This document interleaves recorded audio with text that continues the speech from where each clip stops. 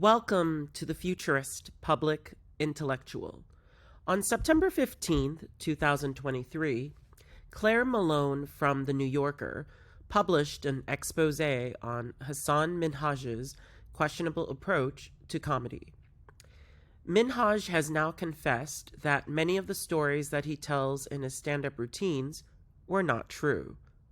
While fellow comedians like Whoopi Goldberg have defended Minhaj by saying that embellishing stories is part of being a comedian, this makes no distinction between completely fabricating something that never happened versus exaggerating something that did happen.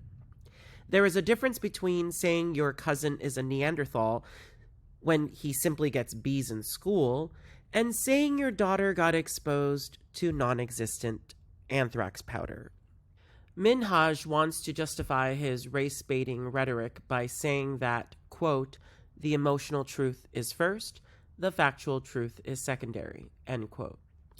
If he was telling people jokes about hypothetical racist situations that had an emotional truth at its core, then that would be okay.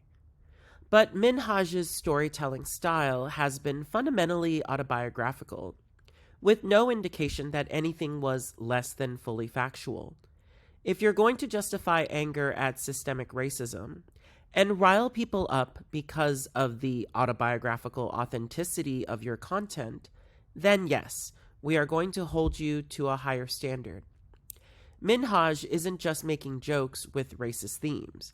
He's presenting himself as a social justice warrior who just happens to use comedy as his vehicle. He needs to make a choice because social justice needs to be based on the truth. The most disappointing consequence to Minhaj's actions is how much it undermines the credibility of non-white people's experiences of racism. Let's be clear. America has come a long way from the conspicuous forms of racism of the 20th century. But racism still exists in various insidious forms. This racism cannot be tackled if people start doubting the truthfulness of racist accounts.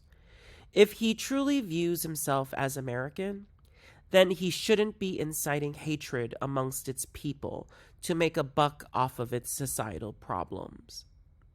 Thank you for listening to the Futurist Public Intellectual.